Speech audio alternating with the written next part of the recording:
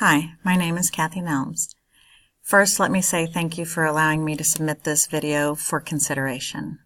I am a bilingual special education teacher at Kaiser Elementary. I have been located here at Kaiser Elementary for the past 14 years. When I came to Kaiser, I was a first grade teacher, and I loved first grade, seeing first graders come in as kindergartners, not knowing how to read, and then leaving as readers, and when the light goes on that they know how to read. It's a wonderful experience. After 4 years in first grade, I made the move to third grade, which was a huge jump, and I had no idea what I was getting into at the time. But it was a great experience for me and made me grow as a teacher. It allowed me to see just what students needed from first grade to go to second grade and from second grade to third grade. After about 3 years in third grade, I made the jump down to second grade. And here is where I truly utilized my knowledge of first grade and third grade. I realized that the second grade curriculum left gaps between second and third grade, so I beefed up the curriculum at the end of the year to try to prepare my students for third grade. After about 3 or 4 years in second grade, I decided to make the switch to special education. And originally when I went into teaching, it was because my daughter was dyslexic and she was special education, and I wanted to help people be able to read, students be able to read. So I made the switch to special education. I am certified in special education EC through 12. And so I started there. I have been here for 6 years now in this position. I have been the team lead as special education. So I already mentioned my special education certification.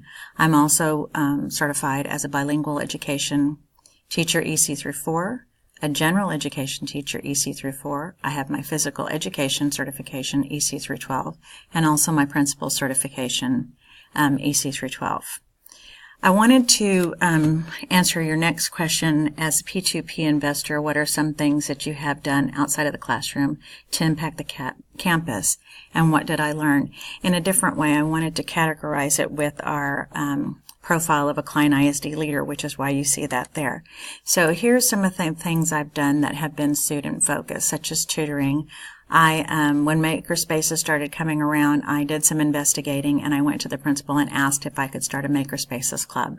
That was huge amounts of fun, and I could see the personal growth of the students in that, and behavior changes, and them learning how to trust in themselves and to explore, and it was okay to make mistakes. About 10 years ago now, I had started a computer club. So this was back before the coding club, and I felt that it was important for our fifth graders going to intermediate school to have skills and understand using PowerPoint, Excel, Word, and all of the Microsoft products. So I did the computer club there. Last summer, I should say, I got to go to San Francisco to the Visible Learning conference, and of course came back from that extremely excited and implemented all kinds of things in the classroom. We have data binders where I have discussions and the students set goals, and I have a thermometer on the wall where it explodes like when you're doing a fundraiser, but I have their reading levels and lexiles there so that they can have the visual to see when they've exploded and gone beyond what the goal that they had set for themselves. I was recently given the task of starting our Ready Bodies Learning Minds lab, and so I had to read the book and learn all about Ready Body Learning Minds, understand the science behind the lab, and absolutely love it and completely agree with it. And so we're starting that lab next week, Star Week, in some of our grade levels, and I'm truly excited to see the growth in the students by the end of the year. And then at the same time I had that computer club, I also did a Twitter book club, so long before Klein was into Twittering. And the fifth graders loved it. I did it with a fifth grade group. They were ecstatic about it. It was truly fun and helped them grow and become interested in reading, so that was my focus.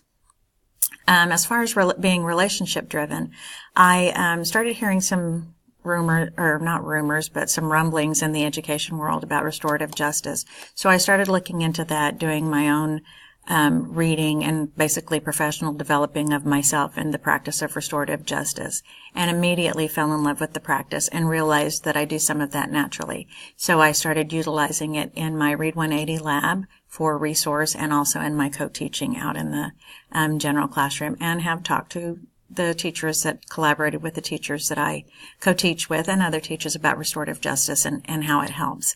I've hosted socials for the staff. I've established parents when I was in the classroom as my partners, and I try to do the same now with my special education students and their parents.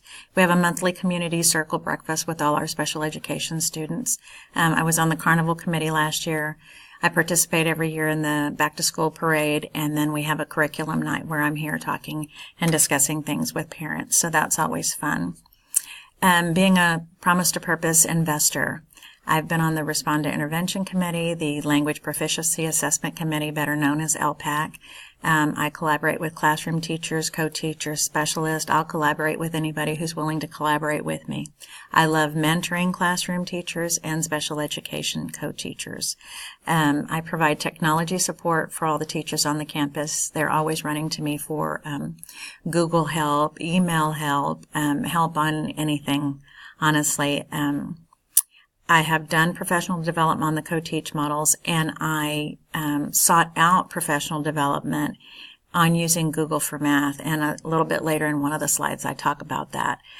So these are the ways I feel like and these are certainly not all the ways, these are just some of the bigger ways that I feel like I've been a Promise to Purpose investor. I am a forever learner. I always have been. I probably always will be. So I listed the Twitter book club here because I had to figure out how to do it. I have a professional learning network on Twitter that I have had now for the past 5 years, where I learn about a lot of the new things coming up. I went to the Visible Learning Convention and have done some more reading and learning on that. I was a self-directed learning on restorative justice and always learning about that, never perfected. I read the book on the Ready Bodies, Learning Minds in order to really understand the science and then implement the lab. And I sought out Alice Keeler's professional development on using Google for Math, and then immediately came back and did a professional development for the teachers so that they would start using Google in the classroom for math, because we always think of Google for reading, but we never know how to use it for science or anything else. And one of the biggest things I found interesting was math, and that's fun. And those are the ways in which I have found myself to be, how I've impacted. The things I've learned on doing those things has been beyond the scope of what I could have even thought of. And I'll just leave it here on this slide so we're not looking at a black screen behind me. It takes you globally. It takes you out of the focus of the classroom as a leader of your classroom and trying to figure out, and you dissect the data that you're looking at as to where to offer intervention for your students. But it helps you look globally at the campus and even at the district, because I've been on DIDC and CIDC. But as far as becoming a leader, it really helps you start to see more of the cogs and how the whole wheel operates. And that's an important aspect. You have to be able to see the small, but you also have to be able to back up and see the big. And, obviously, as a assistant principal, you're looking at the big picture. But if you are not familiar with the small pieces of the cog, then you don't really understand the big picture. So I think that helps me, especially coming from the classroom up this way. And the last question you ask is how I'm going to be an asset to Benfer Elementary.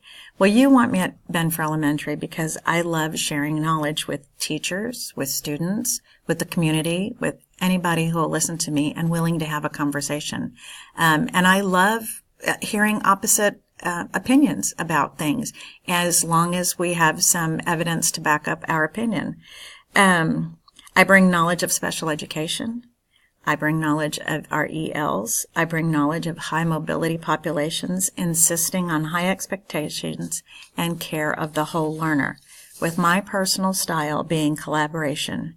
Then we ensure that we move as one towards the same vision. That's why you want me at Benfer Elementary. I look forward to hearing from you. Thank you.